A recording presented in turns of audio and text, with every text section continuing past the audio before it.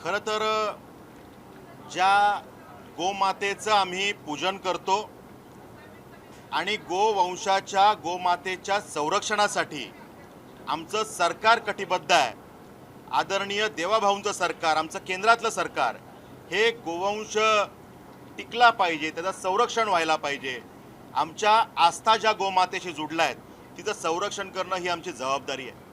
आणि अशा वेळेला आमच्या पनवेल भागामध्ये एक दुर्दैवी घटना घडते की ज्या ठिकाणी सिडको ही गव्हर्नमेंट बॉडी त्यांचं डम्पिंग ग्राउंड आहे आणि त्या डम्पिंग ग्राउंडवरती जो कचरा टाकला जातो त्याची योग्य पद्धतीनं विल्हेवाट लावणं हे खरं तर सिडकोचं काम आहे. पण त्या ठिकाणी अक्षम्य दुर्लक्ष जे घडलं आणि त्या माध्यमातून सिडकोच्या या डम्पिंग ग्राउंडमधून जो काही लिचेड, जे काही विषारी द्रव्य, ज्यात रासायनिक द्रव्य मोठ्या प्रमाणावर आहेत, ती बाहेर पडून आजूबाजूच्या नागरी वस्त्यांमध्ये, तलावांमध्ये मिश्रित होण्याचं काम त्या ठिकाणी घडतंय. आणि त्यामुळे ही जी काही घटना घडली, ज्या विषयात लक्षवेधी आहे की त्या ठिकाणी ते विषारी पाणी पिल्यामुळे त्या ठिकाणी 7 गायींचा दुर्दैवी अंत झाला. आणि आता पाणी पिलं आणि 4 दिवसांनी घटना घडली असं नाहीये. ते पाणी पिल्यानंतर 1 तासाच्या आत 7 गायी त्यांचा अंत त्या ठिकाणी झाला. आणि चित्र इतकं विदारक होतं की ते पाणी पिल्यानंतर काही अंतरावर जाऊन एक गायी त्या ठिकाणी पडते, तिचा अंत होतो. थोड्या फुटांवरती पुढे गेल्यानंतर दुसरी गायी पडते, तिचा अंत होतो.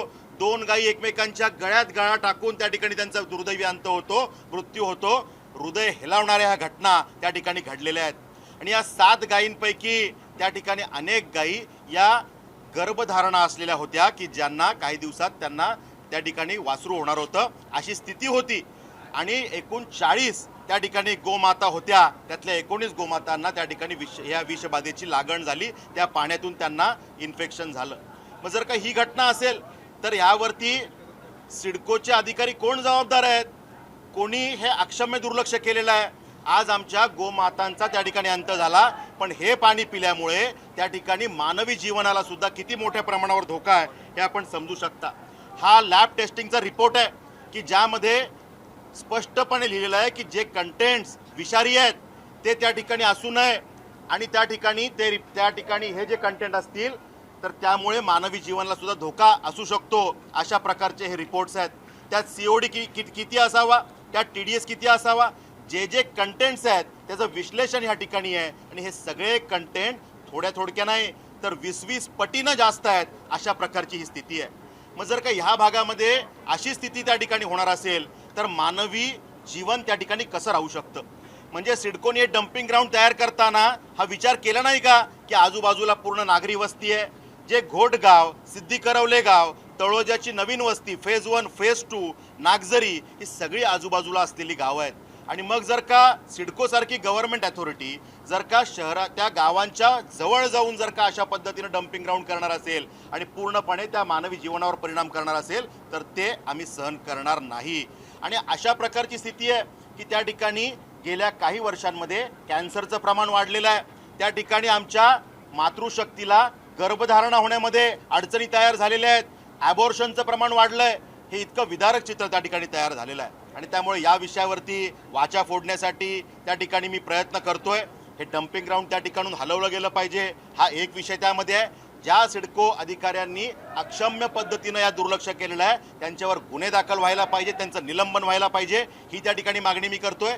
आणि इतकी मोठी घटना घडून सुद्धा त्या ठिकाणी MPCBच्या अधिकाऱ्यांनी कुठलाही रिपोर्ट केला नाही. त्या ठिकाणी पशुवैद्यकीय डिपार्टमेंटची मंडळी आली, रिपोर्ट नोंदला नाही, तिथले सॅम्पल्स कलेक्ट केले नाही. त्या ठिकाणी कुठला हा विषयाला त्या ठिकाणी कुठेही त्याच्यावर चर्चा न करता विषय दाबण्याचा प्रयत्न केला. पनवेल महापालिकेचे पशुवैद्यकीय डिपार्टमेंटचे जे कोणी डॉक्टर असतील त्यांनी दुर्लक्ष केलेलं आहे. हा जो काही कचरा आहे तो अनधिकृत पद्धतीनं तिथून काढून अनेक फॉरेस्टच्या जागेवर टाकला जातो. त्याची उदाहरणं माझ्याकडे आहेत, मी सभागृहात दाखवणार आहे. मग जर का असं असेल तर त्या फॉरेस्टच्या जागेवर जर का गरिबांना आम्हाला रस्ता करायचा असेल, आदिवासी वाडीला रस्ता करायचा असेल तर फॉरेस्टची मंडळी परवानगी देत नाहीत. पण अशा पद्धतीनं हजारो टन कचरा टाकायला मात्र तुम्ही परवानगी देता आणि कुठंतरी लागे बांधे स्वतःचे जोडून घेता, हे आम्ही सहन करणार नाही. आणि त्यामुळे या सगळ्या अधिकाऱ्यांवरती त्या ठिकाणी कारवाईची मागणी मी करतो.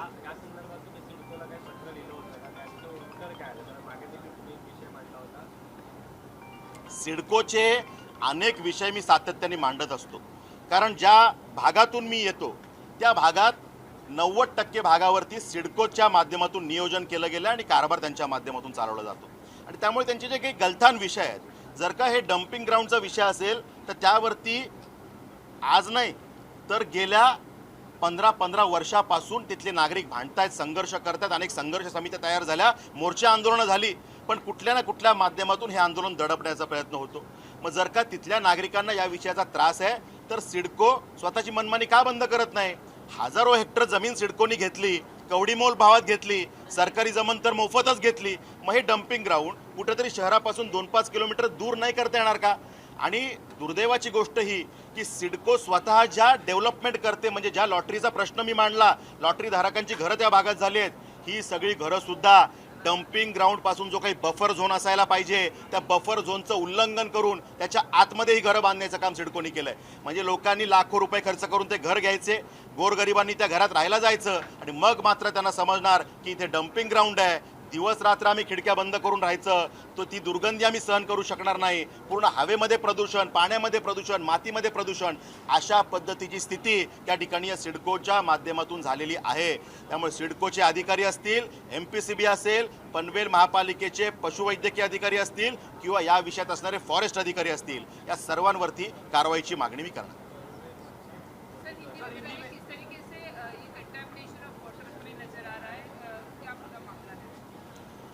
पनवेल तालुका में घोट गांव, जहां पर सिडको अथॉरिटी का डंपिंग ग्राउंड है, वहां पर उस डंपिंग ग्राउंड से जो पॉइजनस लिक्विड्स बाहर आते हैं, फ्लूइड बाहर आता है, वो आजू बाजू के वाटर बॉडीज में जाता है. और जो गांव वहां पर है, नागरी बस्ती है, उनके जीवित को धोखा इस माध्यम से तैयार हुआ है. एक दुर्दैवी घटना यहाँ पर घटी कि जिस गौ माता का हम पूजन करते हैं, गोवंश का संरक्षण करने का काम हम करते हैं, हमारा सरकार उसके लिए कटिबद्ध है, लेकिन सिडको अथॉरिटी के माध्यम से जो घटना घटी कि जहाँ पर इन हमारी गौ माता का अंत हुआ और 40 गौ माता थी, जिसमें से 19 गौ माता को उस पानी के वजह से पॉइजनस, वहाँ पर वो पानी पीने के वजह से वहाँ पर फूड पॉइजनिंग हुआ और उसमें से 7 गौ माता का अंत हुआ. और इस तरीके से हृदय को वेदना देने वाली ही ये घटना है. इसमें से वो जो सिडको के डंपिंग ग्राउंड में जो प्रक्रिया सही तरीके से नहीं होती और जो लीचड़ बाहर निकलता है उसमें पॉइजनस फ्लूइड है और वो आजू बाजू के वाटर बॉडी में जाने के कारण इन गोमाता का अंत हुआ है. मानवीय जीवन को भी इस माध्यम से बहुत समस्याएं तैयार हुई है. कैंसर का प्रमाण इस पूरे क्षेत्र में बढ़ा हुआ है और उसी प्रकार वहाँ पर महिलाओं को एबॉर्शन की समस्या बहुत ज़्यादा पैमाने पे तैयार होने लगी है, गर्भधारणा में प्रॉब्लम होती है. ऐसे रिपोर्ट सामने आए हैं और ये बहुत गंभीर है और इसलिए इस विषय में लक्ष्यवेदी मैंने विधान परिषद में प्रस्तुत की है. और इस विषय में सिडको के जो अधिकारी जिम्मेदार है कि जो निग्लिजेंस कर रहे हैं, उन्हें कुछ चिंता नहीं कि मानवीय जीवन, वहाँ पे रहने वाले लोगों के जीवन के साथ क्या हो, उनको सिर्फ उनके काम से मतलब है. इस तरीके से अगर वो काम करेंगे तो सिडको के अधिकारी रहे, MPCB के अधिकारी रहे, पशु वैद्य के अधिकारी रहे या पनवेल महापालिका के पशु विषय में काम करने वाले अधिकारी रहे, इन सब पे कार्रवाई की मांग मैं कर रहा हूँ. एक दुसरा प्रश्न होता, सिडकोची जी काही घरं आहेत त्या ठिकाणी पाणी पुरवठा खूप कमी प्रमाणामध्ये होतोय, वारंवार तक्रारी करून देखील याकडे कुठेतरी दुर्लक्ष होतंय. काय नेमकं सगळं?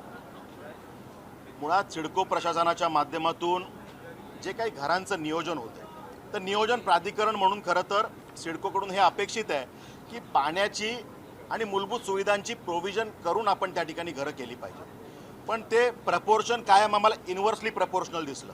म्हणजे घरांची संख्या मोठ्या प्रमाणावर आपण वाढवतोय, CCOC मोठ्या प्रमाणावर देतोय, पण त्यासाठी लागणाऱ्या पाण्याची तरतूद मात्र त्यांच्याकडे नाही आहे. आता ते तरतूद करतायत, वारंवार आम्ही पाठपुरावा करतोय.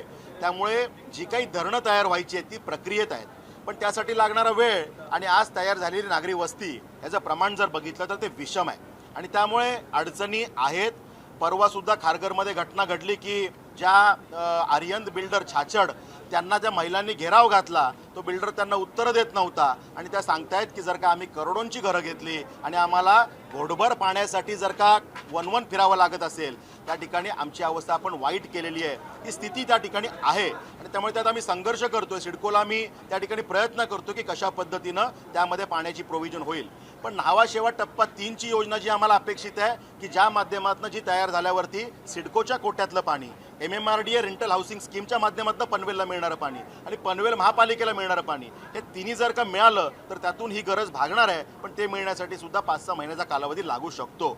त्यात कंत्राटदाराकडनं त्या ठिकाणी जे काही दुर्लक्ष होतं किंवा दिरंगाई होते त्या विषयात सुद्धा प्रश्न मी सभागृहात उपस्थित केला आहे. त्यामुळे त्यात पण आम्ही पाठपुरावा करतो. दुसरीकडे जी काही सिडको घरं बांधते ती घरं वर्षभराच्या आत लिकेजचे प्रॉब्लेम आहेत ते मोठ्या प्रमाणामध्ये आलेले आहेत. त्यामुळे कुठेतरी हे कामं केली जातात उत्कृष्ट दर्जाची असं म्हणायचं. नक्कीच हा विषय सुद्धा मी सातत्याने मांडतोय की प्रायव्हेट बिल्डरचं घर घेताना मनात चिंता असते की क्वालिटी कशी राहील.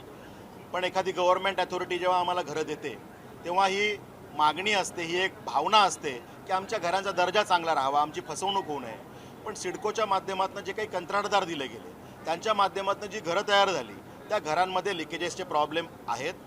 वरच्या मजल्यावर चुकून एखादा नळ थोडा वेळ उघडा राहिला ते पाणी खालच्या मजल्यावरती धो गळतंय, हे सुद्धा सभागृहात मी दाखवलेलं आहे. त्यामुळे क्वालिटीचा विषय हा नक्की आहे. त्या विषयात आम्ही सिडकोला सांगितलं की लोकांची ऐकून घ्यायची जरा मानसिकता करा, एक ग्रीव्हन्स सेक्शन करा आणि त्या सिडकोच्या लोकांना घरं दिली तिथे एखादा प्लॅटफॉर्म तयार करून लोकांना ऐकण्यासाठी कक्ष तयार करा आणि त्या ठिकाणी जे काही समस्या अशा पद्धतीच्या येत आहेत, मेंटेनन्सचा आपला जो पिरियड आहे जो 2 वर्षासाठी असतो त्यात त्यांना फ्री मेंटेनन्स तात्काळ करून द्या. एकदा कंप्लेंट केल्यावर ते तक्रार निवारणीसाठी 8-8 महिने लावू नका. त्यामुळे त्या विषयात सुद्धा आम्ही पाठपुरावा करतोय आणि सिडको प्रशासनाचे डोळे त्यात उघडलेत, त्यामुळे ते त्यात काम करतात असं दिसतं.